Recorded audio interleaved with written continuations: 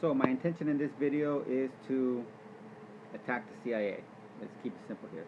But what I want to start off with is a clip from the swearing-in process of a CIA director, and then I'm going to get into my commentary, and I've got a couple other clips from high-ranking former CIA officials.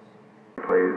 I, Stansfield Turner, do solemnly swear. I, Stansfield Turner, do solemnly swear That I will support and defend the Constitution of the United States that I will support and defend the Constitution of the United States against all enemies, foreign and domestic. against all enemies, foreign and domestic, That I will well and faithfully discharge that I will well and faithfully discharge the duties of the office on which I am about to enter.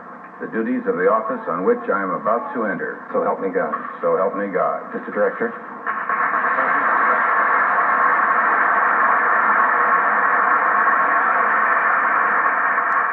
So what we see with this gentleman's swearing-in process, this is the formal process. If you were to look up any of the bar associate swearing-in processes, they're very similar too. There's emphasis on the United States Constitution, so I want to take a brief second to read the opening paragraph, which kind of sums it up in one sense. You could get into a little bit more I'll just get into this. The Constitution of the United States. A member, there's a acting bar associate member. There's a bar associate member acting as a judge who is doing the swearing-in process. And so here we go. We, the people of the United States, in order to form a more perfect union, establish justice, ensure domestic tranquility, provide for common defense, promote general welfare, and secure the blessings of liberty to ourselves and our posterity, do ordain and establish this Constitution for the United States of America. Important legal bullshit talk. Okay, first and foremost, there's no mention of we the people inside of the swearing-in process of any official or bar associate. The bar associates do not pledge their allegiance to we the people. As such, we the people are continually convinced, I wonder why, that the most significant phrase in this first part is the first part, which is we the people. But on a legal interpretation, if you get into we the people of the United States, of is a very powerful word here. Now, give an example. I don't have it with me because I already turned in the book, but in a book called the Indian Reservation System, there is a excerpt from an opinion of a bar associate member who was the Supreme Court Justice in 1830s, I believe, 1831 or something like that, 1835, named John Marshall. Most people have probably heard of him.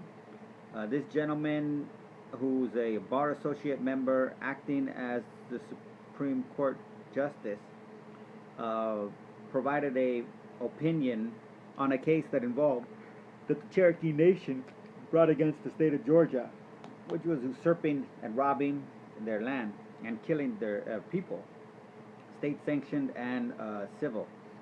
So the argument, the Cherokee Nation, who assimilated, was of all the Indian nations, assimilated the most to what would be considered American ideals, if not just European, Anglo-Saxon, whatever.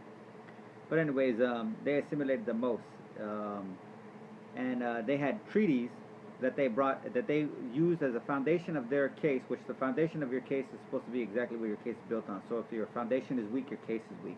So they thought their foundation was strong because they had these treaties that the Cherokee Nation had signed with the American government, and they were going to present these as evidence to show that they were a distinct and separate legal entity from that of the United States, and therefore, as Georgia being a part of the entity of the United States, they had not only did they lack jurisdiction, but it was actually illegal for them to intrude, or everything was robbery and so forth.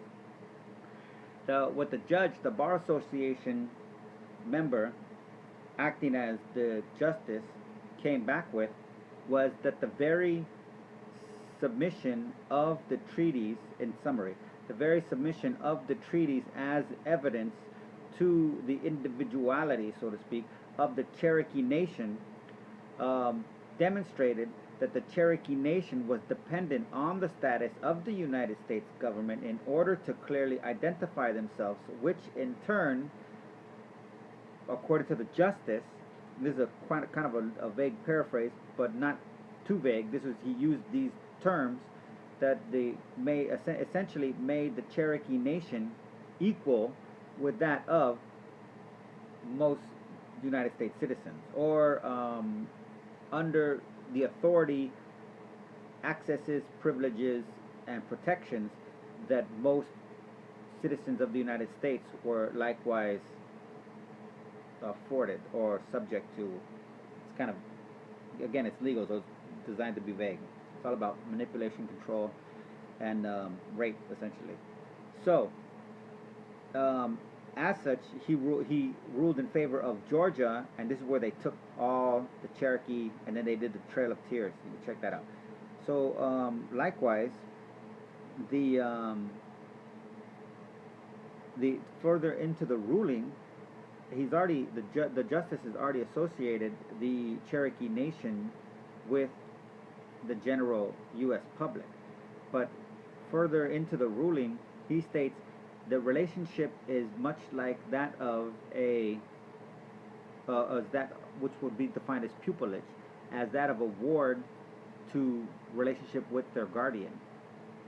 Now this is all legal talk, and that's not some, oh my gosh, they're trying to steal our country. No, it's right here.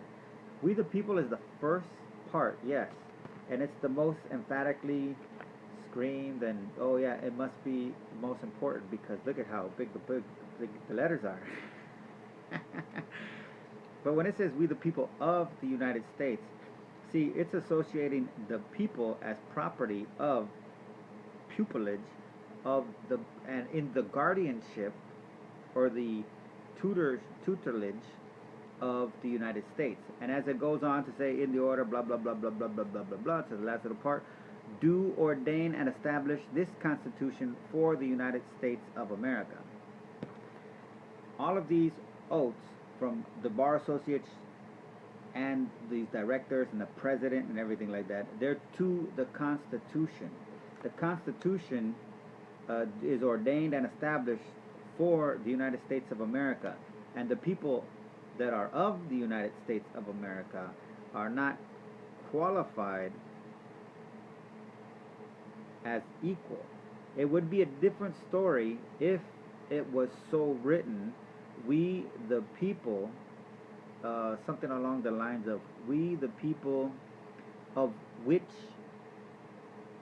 the United States consists of, blah blah blah blah blah, do ordain and establish this Constitution for we the people, as opposed to the United States of America. It's much like the relationship between the people in the UK and the Crown. The Crown being an actual, you could look it up online, it's even on CIA.gov. Just like the Holy See, the Vatican, the Pope is incorporated, and you can check that out, Vatican City and the CIA.gov too. World facts. But so first things first, there's a reason why a bar associate member whose pledge and oath is to the Constitution is swearing in this public official likewise with an oath to the Constitution. Same thing with cops, to protect and serve the Constitution, not we the people.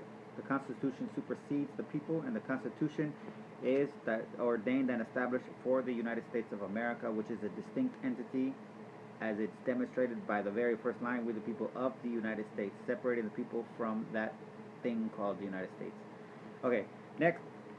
Now on this, the significance of this formal oath, these are going to be two clips from two high-ranking former CIA officials, and a further in-depth analysis of the psychology of what the relevance of the oath is from the inward point. And remember, Henry David Thoreau, famous, not famous, but I'm going to make it famous before I die. The rich man not to make any invidious comparisons, is always sold to the institution that makes him rich.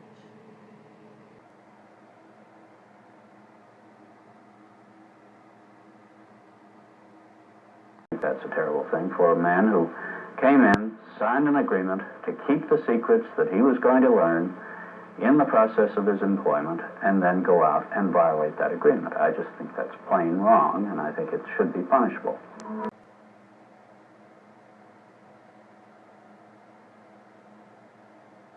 Mr. Agee represents a small segment of the American intelligence organizations, dedicated to the idea of telling everything they can. I call them the kiss and tell boys. I belong to that part that said I signed a secrecy oath, and as much as I'd like to come out with some things, I'm going to honor that secrecy oath. So they make no reference to their oath to the Constitution. Basically, to summarize it in the quickest way possible, is the CIA now they personify themselves as the embodiment of the Constitution. Therefore, their interpretation of the Constitution is an instrument that is designed to protect them while they do whatever it is that they do, as they identify it as the United States. The distinction being between the United States and we the people.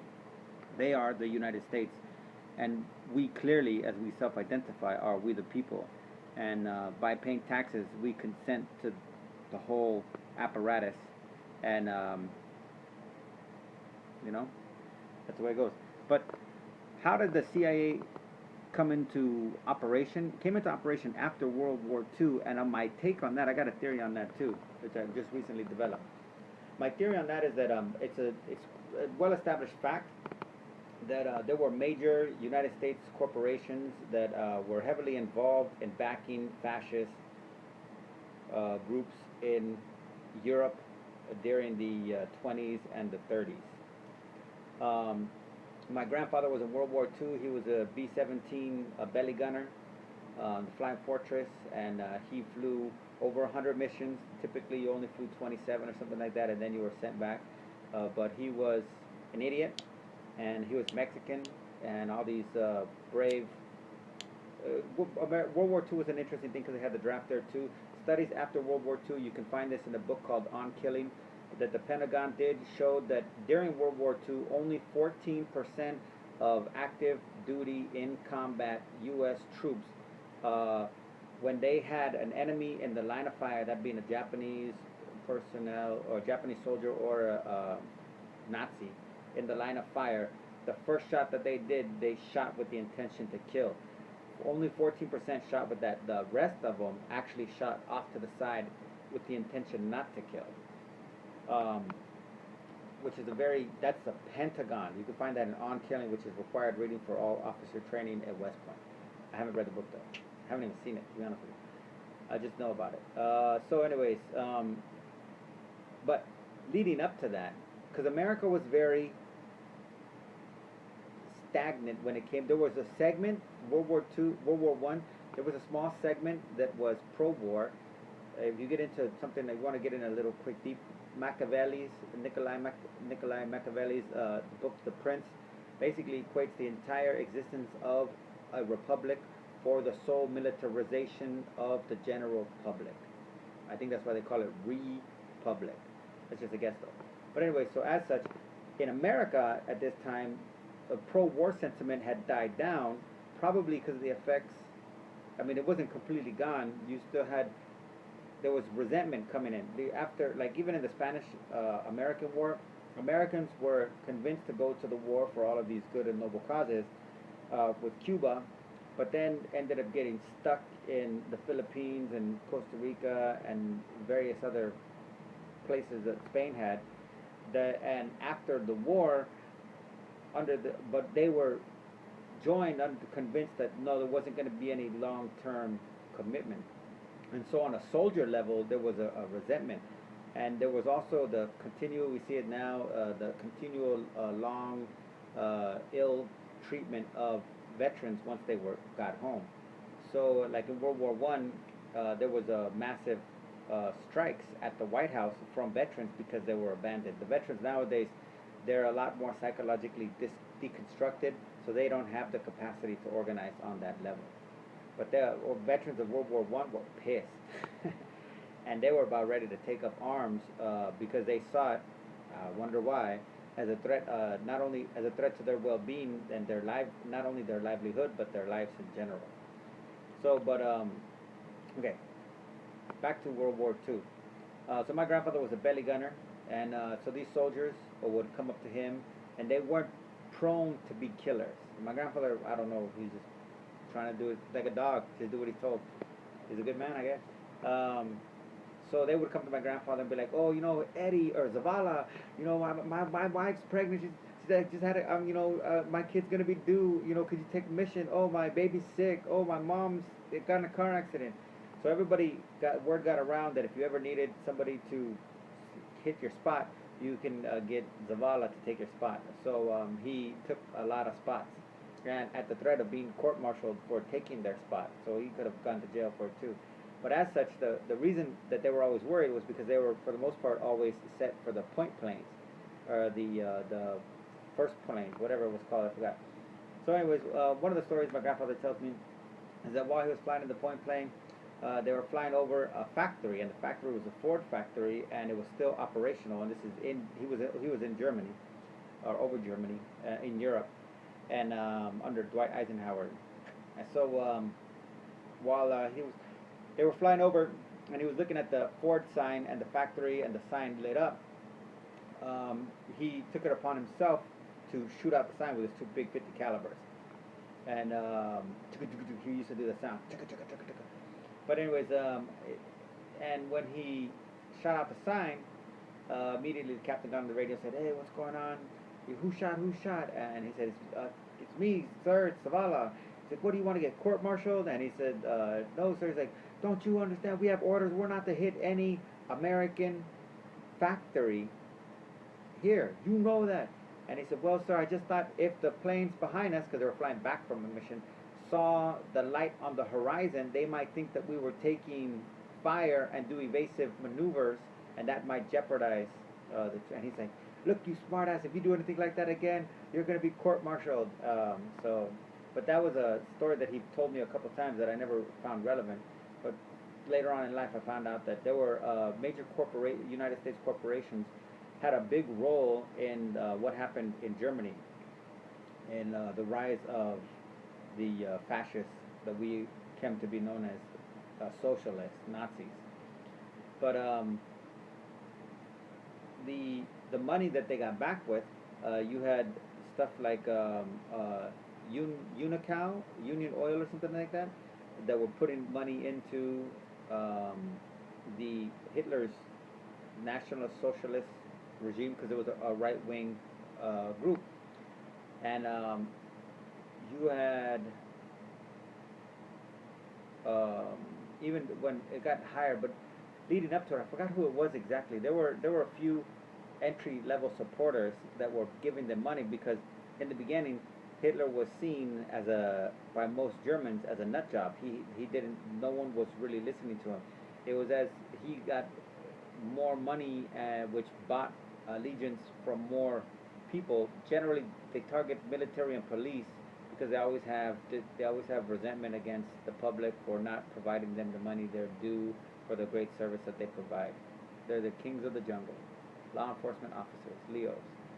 And so basically what I take as the development of the CIA is that in the aftermath of that, it wasn't that it didn't work out great, because then after the rise of the Nazis in Germany, Germany was probably, like I said, I don't see a separation between England and America. I say we're a proxy state of England.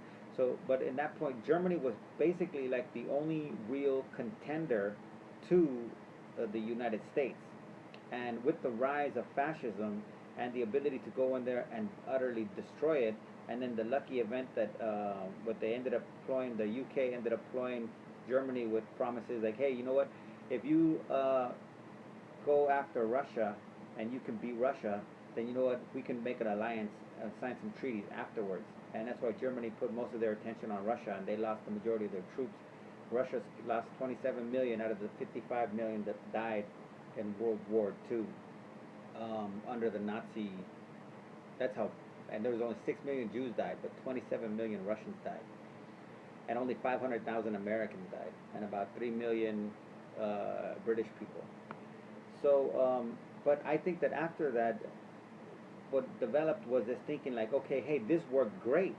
Let's consolidate this, centralize it, or just like central planning, just like the communist mentality, party, turn it into a party.